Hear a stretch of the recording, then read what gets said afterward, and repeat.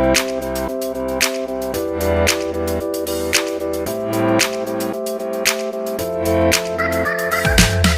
Friends, welcome to your channel Saraswati tutorials. और last session में हमने यूनिट एंड मेज़रमेंट के बारे में सीखा था, जिसमें हमने पढ़ा था फिज़िकल क्वांटिटीज़ क्या होती हैं, क्वांटिटीज़ क्या होती हैं, फिर इन क्वांटिटीज़ को कैसे यूनिट में कन्वर्ट किया जाता है।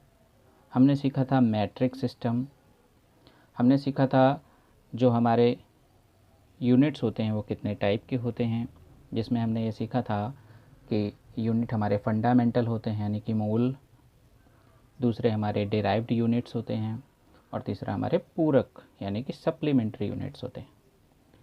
आज हम फोर्थ टाइप की यूनिट सिस्टम के बारे में बात करेंगे। तो जो हमारा फोर्थ टाइप का यूनिटरी सिस्टम है, इसे हम कहते हैं प्रैक्टिकल यूनिट्स। क्या कहते हैं? प्रैक्टिकल यूनिट्स, अर्थात व्यवहारिक मात्रक। तो प्रैक्टिकल यूनिट्स की आवश्यकता हमें क्यों होती है? देखिए, हर सिस्टम को हम मूल मात्रकों के आधार पर या मूल राशि के आधार पर माप नहीं सकते। जैसे कि हम लंबाई की बात करें तो लंबाई का मूल मात्रक मीटर है। तो क्या हर चीज़ की लंबाई हम मीटर में माप सकते हैं? हमें बहुत सारी ऐसी चीज़ें पता है जो मीटर से छोटी होती हैं। तो इसलिए प्रैक्टिकली उस मीटर स्केल से जिससे हम मापने वाले हैं, उससे उस छोटी यूनिट को मापना संभव नहीं है। तो इसलिए हम अपनी लाइफ में प्रैक्टिकल यूनिट्स यानी व्यवहारिक मात्रकों के बारे में सीखेंगे। चलिए देखते हैं। हम सबसे पहले बात करते हैं लंबाई के व्यवहारिक मात्रकों के बारे में। तो लंबाई का पहला प्रैक्टिकल यूनिट है सेंटीमीटर।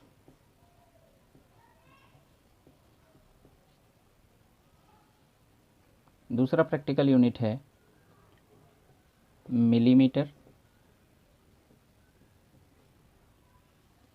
तीसरा प्रैक्टिकल यूनिट है माइक्रोन। और चौथा प्रैक्टिकल यूनिट है एंगस्ट्रॉम।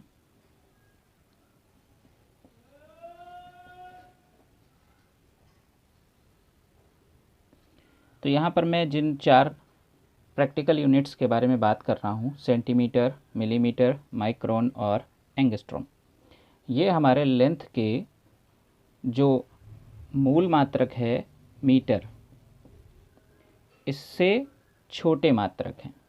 मीटर से छोटे मात्रक, तो मीटर से छोटे मात्रक हैं सेंटीमीटर, मिलीमीटर, माइक्रोन और एंगस्ट्रॉम। जैसे कि कल हम लोगों ने मैट्रिक सिस्टम के बारे में सीखा था, तो उसमें मैंने आपको एक चार्ट भी दिया था, जिसमें आपको ये आगे का जो हिस्सा है ये मैट्रिक सिस्टम के प्रीफिक्स यानी कि पूर्व लग्न के बारे में बताता है, और ये पीछे का जो सिस्टम है ये आपको यूनिट के बारे में बताता है।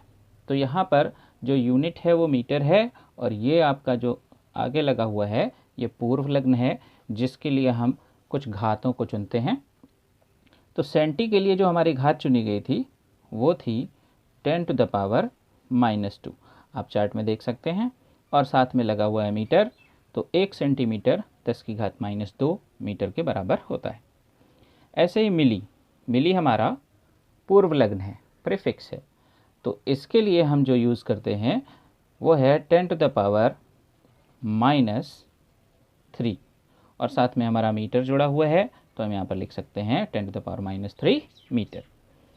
ऐसे ही हम देखें माइक्रोन, तो माइक्रोन को अगर हम पूरा वर्ड डिस्क्राइब करें तो हम इसे पढ़ते हैं माइक्रोमीटर।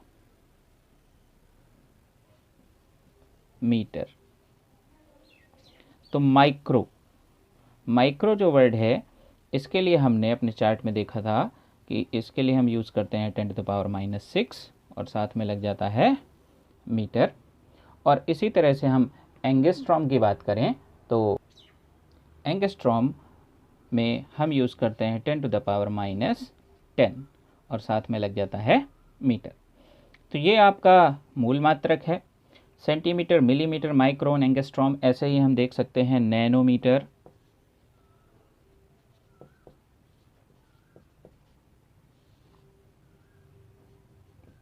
पिकोमीटर, फेम्टोमीटर,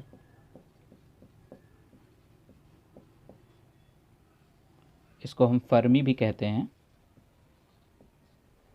तो नैनोमीटर में ये वर्ड जो है आपका प्रीफिक्स है और इसके लिए 10 की घात चुनी जाती है -9 और साथ में आपका जुड़ जाता है मीटर। पिको के लिए यूज़ किया जाता है 10⁻12 और साथ में जुड़ जाता है आपका मीटर। ऐसे ही फेम्टो के लिए यूज़ करते हैं 10⁻15 और यहाँ साथ में जुड़ जाता है मीटर।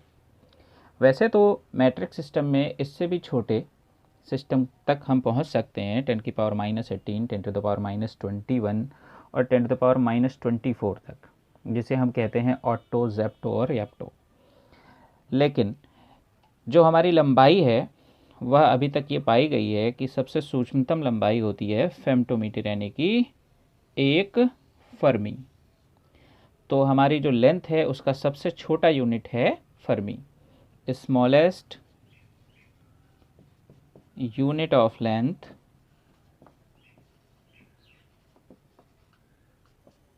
फर्मी। तो लेंथ के लिए सबसे छोटा यूनिट हम फर्मी यूज़ करते हैं। तो ये यहाँ पर हमने देखा units of length, practical unit of length, जिसमें हम मीटर से छोटे मात्रकों के विषय में चर्चा कर रहे थे। और अब हम बात करते हैं मीटर से बड़े मात्रकों के विषय में। तो बड़े मात्रकों में पहला मात्रक है हमारा किलोमीटर। किलोमीटर में हमें दिख रहा है यहाँ पर ये किलो हमारा प्रीफिक्स है और इसके लिए हम यूज़ करते हैं 10⁻³ और साथ में हमारा यूनिट लग जाता है मीटर। तो 1 किलोमीटर 10⁻³ मीटर के बराबर होता है। ये जो मील है ये हमारे मैट्रिक सिस्टम में नहीं आता है। जो आपका मील है ये 1 मीटर का 1604 गुना होता है, यानी कि 1 मील में हमें 1604 मीटर्स मिलते हैं। तो मील आपका प्रैक्टिकल यूनिट तो है, लेकिन ये आपका मैट्रिक सिस्टम में 10 की पावर्स के सिस्टम में यूज़ नहीं किया जाता। अगर हम इसे कन्वर्ट करना चाहें तो हम इसे लिख सकते हैं 1.604 इंटू 10⁻³ मीटर, और 1.604 10⁻³ इसके लिए हम वर्ड यूज़ करते हैं किलो का।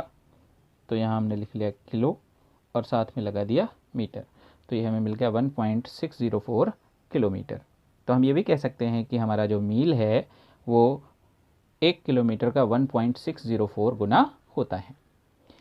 हम और भी बड़े प्रैक्टिकल यूनिट्स के बारे में बात करते हैं लंबाई के लिए। तो हमारा अगला लंबाई का बड़ा प्रैक्टिकल यूनिट है खगोलीय मात्रक, जिसे हम इंग्लिश में कहते हैं एस्ट्रोनॉमिकल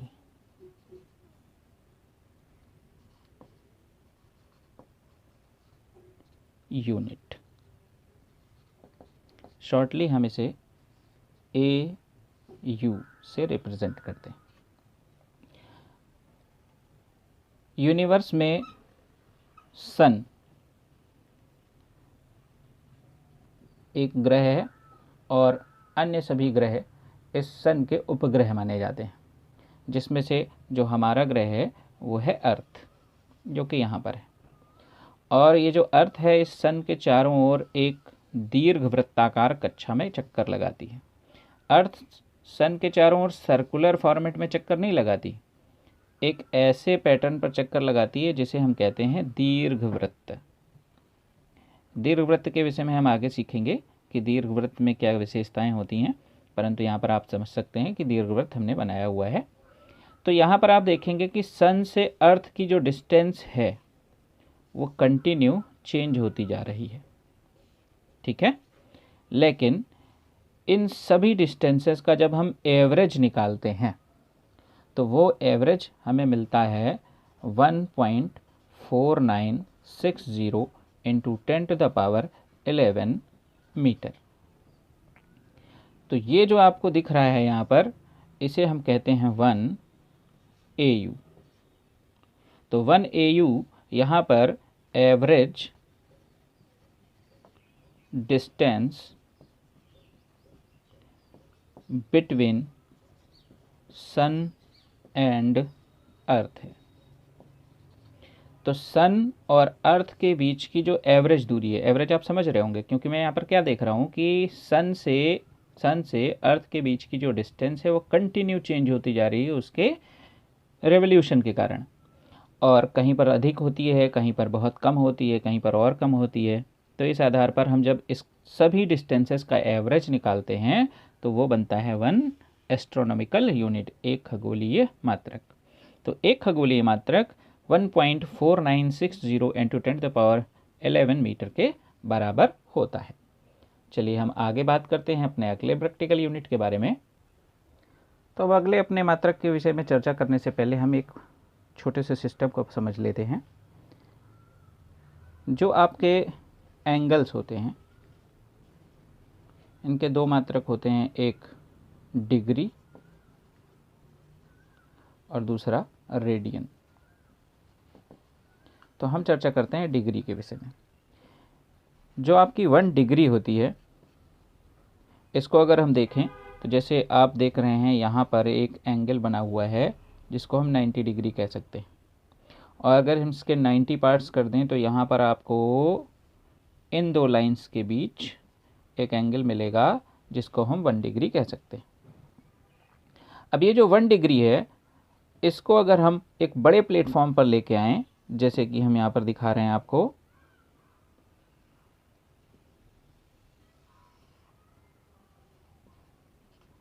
इस तरह से ये हमारा 1 डिग्री है।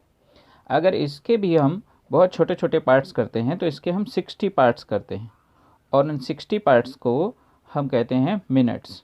तो आपका जो 1 डिग्री है वो 60 मिनट्स में रिजॉल्व हो जाता है। तो 1 degree is equal to 60 minutes.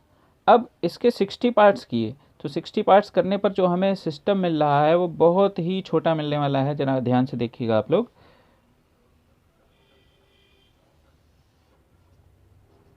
तो ये जो है हमारा 16th पार्ट है इसका, छोटा सा, इसको हम 1 मिनट कह रहे हैं, 1 मिनट। जब हम इस 1 मिनट के भी 60 पार्ट्स करते हैं तो ये सेकेंड्स में कन्वर्ट हो जाता है। कहने का मतलब है 1 minute is equal to 60 seconds. तो इस तरह से जो आपका डिग्री है वो 3 पार्ट्स में ब्रेक हो जाता है। सबसे पहले डिग्री से जाएंगे मिनट्स में, और फिर मिनट्स से जाएंगे सेकेंड में।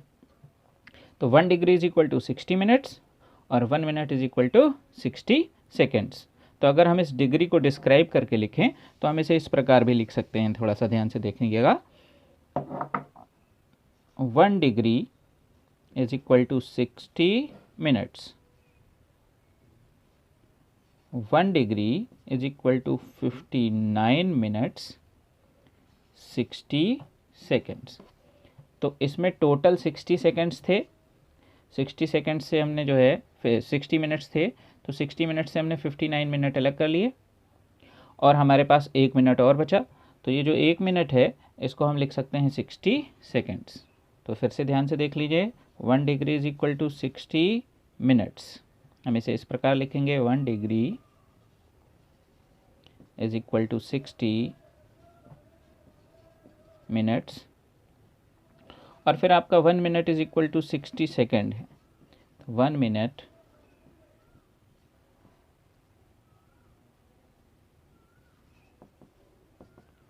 Sixty seconds.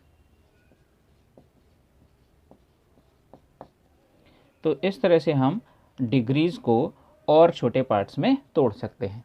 ये हमारे एंगल्स के छोटे रूप हो गए। और अब हम चर्चा करते हैं अपने अगले लंबाई के मात्रक के विषय में। तो हमारा अगला मात्रक है पारसेक। इसको इंग्लिश में हम कहते हैं पैरेलैक्टिक सेकेंड, पैरेलैक्टिक सेकेंड। अभी आप इसमें देख रहे हैं कि सेकेंड जुड़ा हुआ है, तो हम समझते हैं यहाँ पर कि सेकेंड का क्या काम है। तो सबसे पहले हम एक छोटी सी बात को समझ लें कि जैसे हमने यहाँ पर एक लेंथ ली ये, और यहाँ पर हमारे पास एक बिंदु है। तो जब हम इसको इनसे मिलाते हैं तो इस बिंदु पर एक कोण अंतरित हो जाता है, जिसे हम थीटा कह सकते हैं। परंतु जब हम इस कोण को पीछे की ओर, यानी कि इस बिंदु को पीछे की ओर ले जाते हैं तो इस कंडीशन में हमारा कोण बदल जाता है, और ये हम θ1 कहें और इसे हम θ2 कह सकते हैं। फिर हम इस बिंदु को और पीछे ले जाएं तो इस कंडीशन में हमारा जो कोण है वो और बदल जाएगा, इसे हम θ3 कह सकते हैं। और आप यहाँ से देख सकते हो θ1 सबसे बड़ा है, θ2 उससे छोटा है और θ3 उससे भी छोटा है। तो जैसे जैसे ये बिंदु दूर होता जाएगा वैसे वैसे ये एंगल कम होता जाएगा।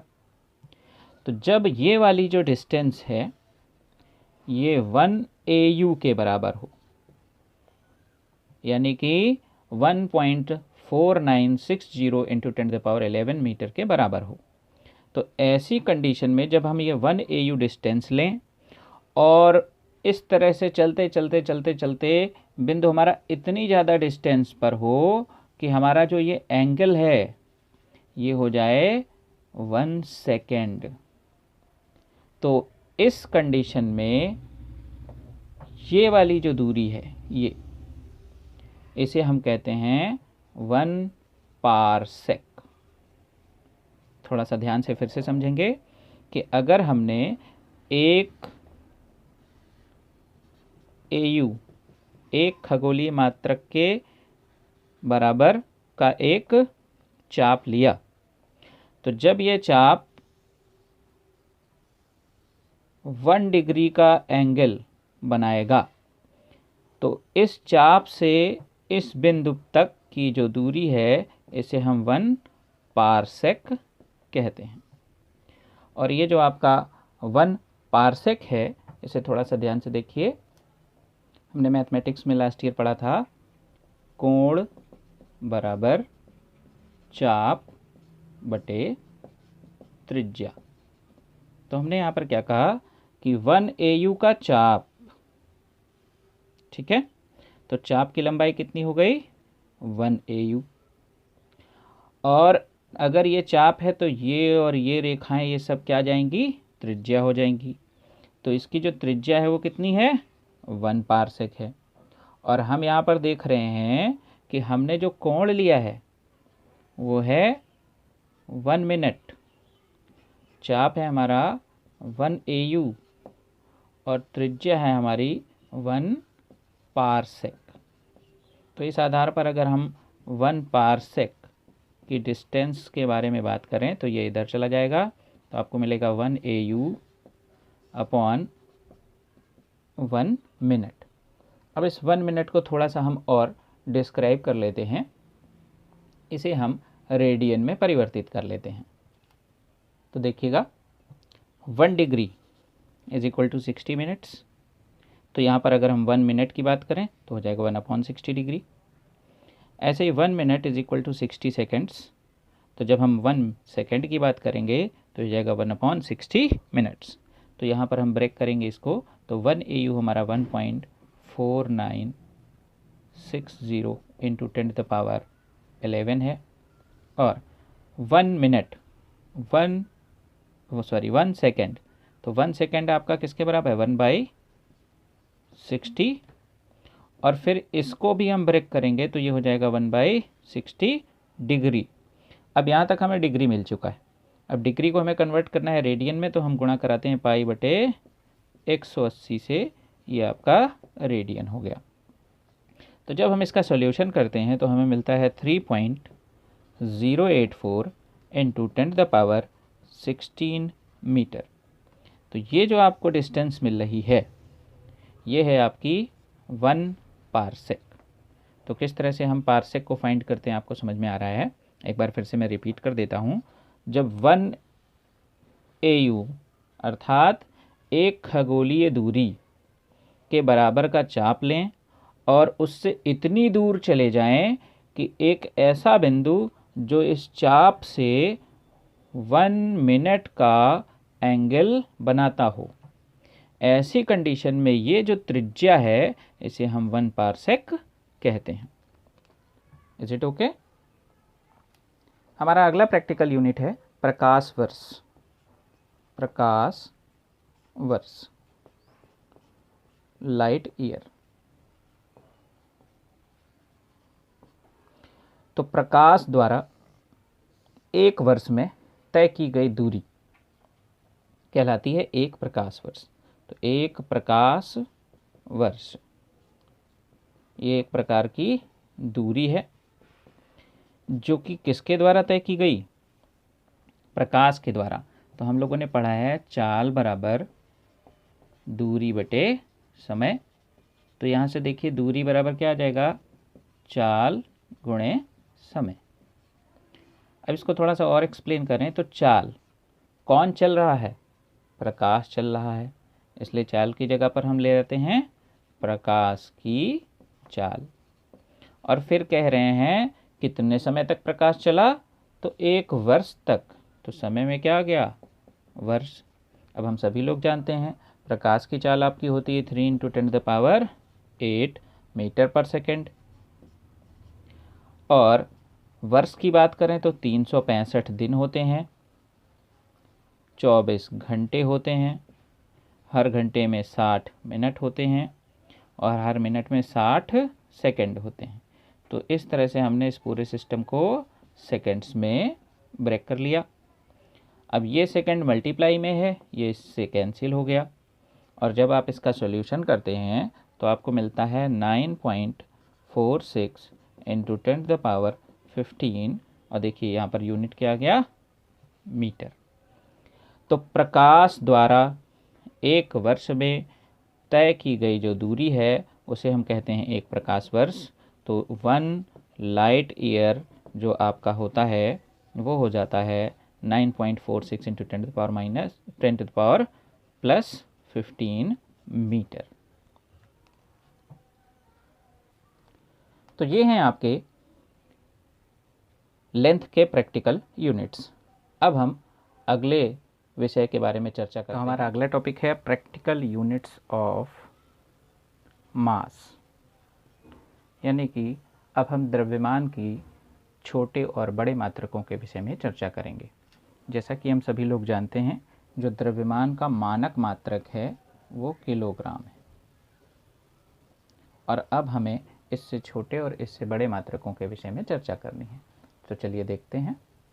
तो द्रव्यमान के किलोग्राम से छोटे मात्रक होते हैं, ग्राम है, डेकाग्राम भी ले सकते हैं, मिलीग्राम भी है और एक कैरेट है। तो सबसे पहले हम ग्राम और मिलीग्राम के बारे में चर्चा कर लें।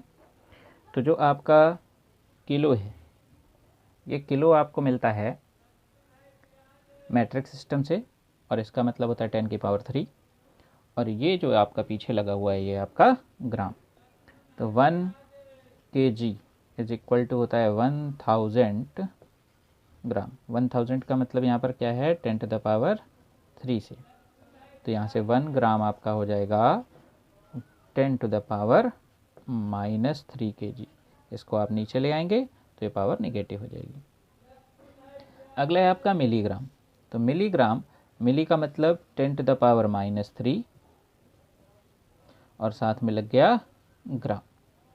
तो मिलीग्राम को हम लिख सकते हैं 10⁻³ ग्राम।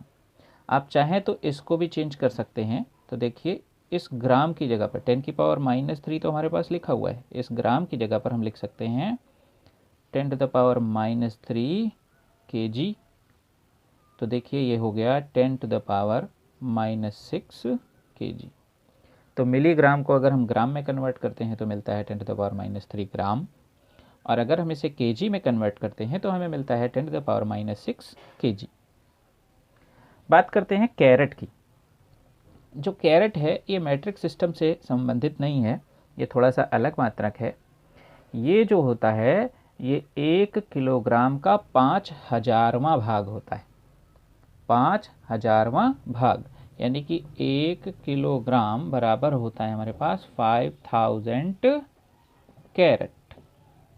ठीक है, तो यहाँ से अगर हम कैरेट को निकालें तो 1 कैरेट = हमें मिलेगा 1/5000 kg। और इसका हम सॉल्यूशन करेंगे तो हमें मिलेगा 2 × 10⁻⁻4 kg। अब इसी kg को आप ग्राम में कन्वर्ट करना चाहें तो आप ग्राम में कन्वर्ट कर सकते हैं, जैसा कि आपको मालूम है 1000 ग्राम। इसी को आप मिलीग्राम में कन्वर्ट करना चाहें तो आप मिलीग्राम में भी कन्वर्ट कर सकते हैं, जैसा कि आपको मालूम है कि kg की जगह मिलीग्राम में अगर हम देखें तो 1 मिलीग्राम 10⁻⁻6 kg होता है।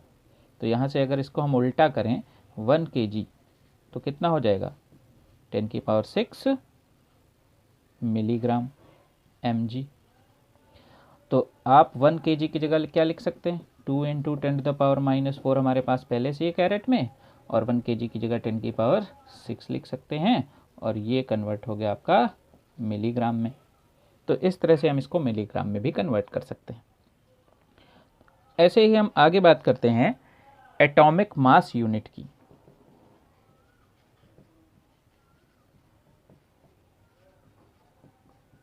एटॉमिक मास यूनिट जिसको हम कहते हैं AMU, और प्रेजेंट टाइम में IUPAC ने इसे चेंज करके केवल U लिखा है।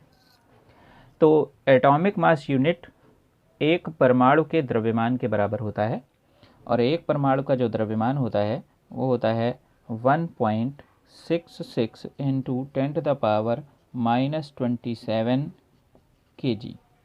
तो ये आपका द्रव्यमान का सबसे सूक्ष्मतम मात्रक है, क्योंकि अगर हम बात करें इलेक्ट्रॉन, प्रोटॉन और न्यूट्रॉन की, तो इलेक्ट्रॉन और प्रोटॉन और न्यूट्रॉन का द्रव्यमान इससे कम होता है, परंतु हम अगर बात करें परमाणु की, तो ये सभी परमाणु के अंदर पाए जाते हैं। अकेले इलेक्ट्रॉन का कोई अस्तित्व नहीं होता, अकेले प्रोटॉन का कोई अस्तित्व नहीं होता, और अकेले परमाणु रह सकता है। जैसे कि हमें मालूम है सभी अक्रिय गैसें वो सिंगल परमाणु के रूप में रह सकती हैं, helium, neon, argon, krypton, xenon and radon. तो एटॉमिक मास यूनिट हमारा सबसे छोटा यूनिट है, जिसे हम U कहते हैं। तो 1 AMU इज इक्वल टू आपको मिल गया है यहाँ पर 1.66 इंटू 10⁻⁻27 kg। अब हम बात करते हैं द्रव्यमान के बड़े मात्रकों के बारे में। तो द्रव्यमान के बड़े मात्रक में पहला मात्रक है आपका स्लग। जो स्लग है, 1 स्लग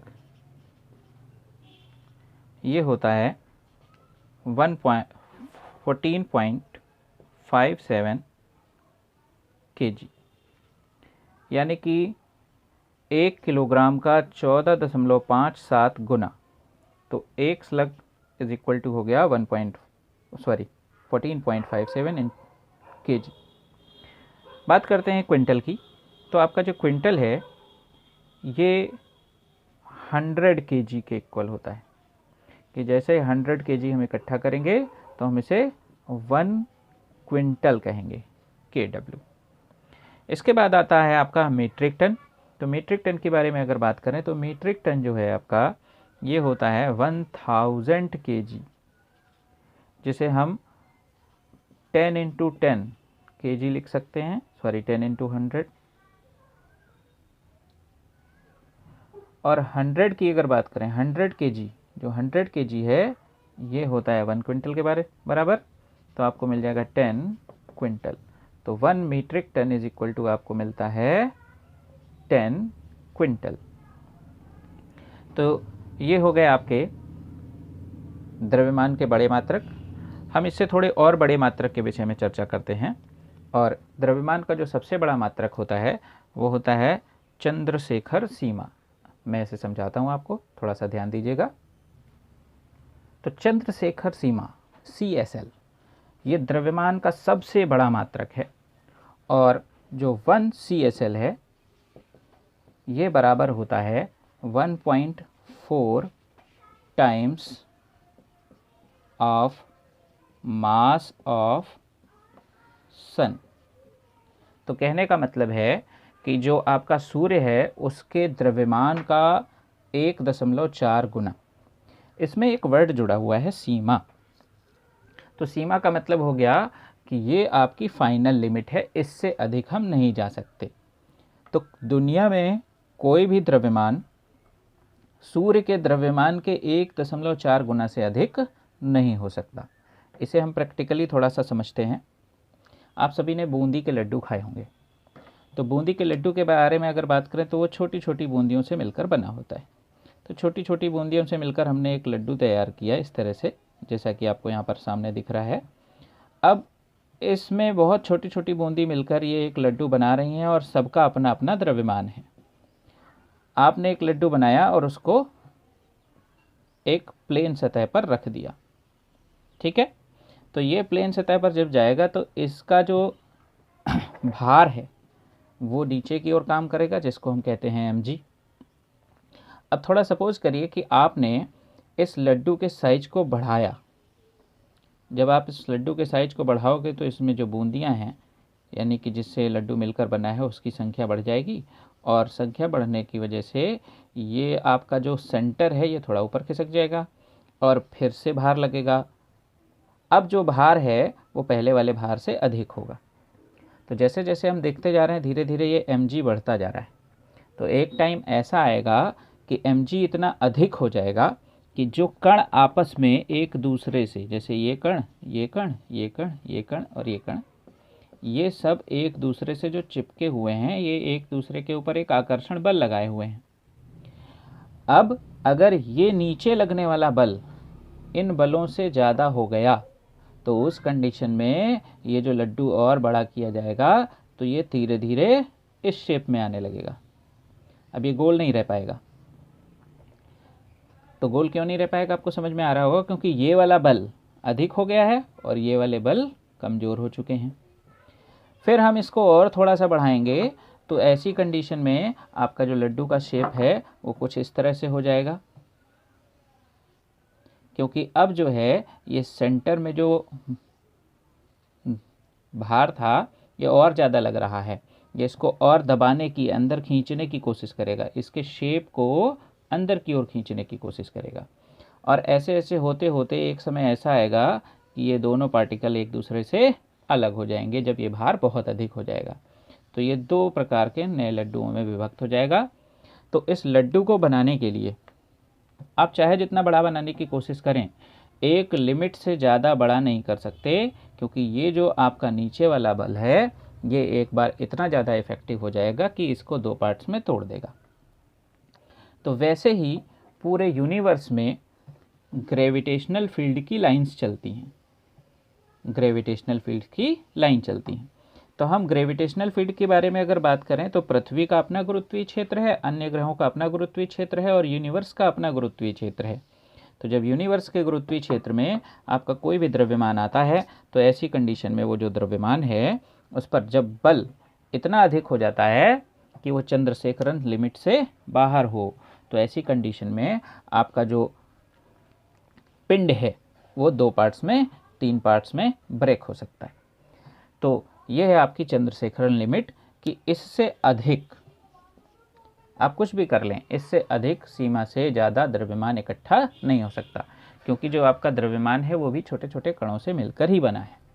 और उन कणों पर जब बहुत ज़्यादा फोर्स लगेगा तो ऐसी कंडीशन में भार अधिक होगा और कणों के बीच लगने वाला जो आकर्षण बल है वो कम हो जाएगा। कणों के बीच आकर्षण बल कम होने की वजह से, भार अधिक होने की वजह से आपका पिंड दो या दो से अधिक टुकड़ों में टूट जाएगा। तो ये होती है आपकी चंद्रशेखरन लिमिट। और अब हम बात करते हैं समय के व्यवहारिक मात्रकों के विषय में, प्रैक्टिकल यूनिट्स ऑफ टाइम। तो हम सभी को पता है टाइम का जो यूनिट है वो मानक में सेकंड है। अब हम अगर सेकंड से छोटे यूनिट्स के बारे में बात करें तो हम कह सकते हैं नैनो सेकंड, पिको सेकंड, है ना। तो इस तरह से नैनो सेकंड में आएंगे तो 10⁻⁻9 सेकंड्स, पिको सेकंड में आएंगे तो 10⁻⁻12 सेकंड्स। ऐसे ही एक मात्रक और होता है जिसे हम कहते हैं शेक। तो जो शेक है आपका ये होता है 10⁻⁻8 सेकंड के बराबर। तो ये आपके हो जाते हैं समय के छोटे मात्रक। और हम समय के बड़े मात्रकों के विषय में अगर चर्चा करें तो आप सभी लोगों को ज्ञात है मिनट। मिनट से हम आगे चलेंगे तो आवर, इससे हम आगे चलेंगे तो आपका बन जाएगा डे। डे से आगे चलेंगे तो मिल जाएगा आपको वीक।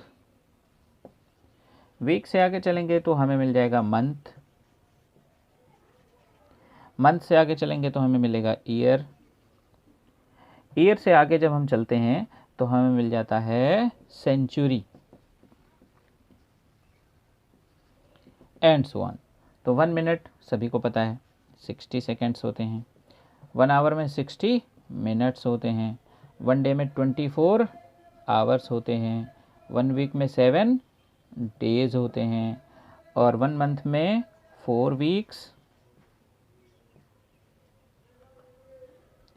या 30 और 31 डेज होते हैं। 4 वीक्स पूरे नहीं होते, वीक्स में कुछ दिन एक्स्ट्रा भी हो सकते हैं।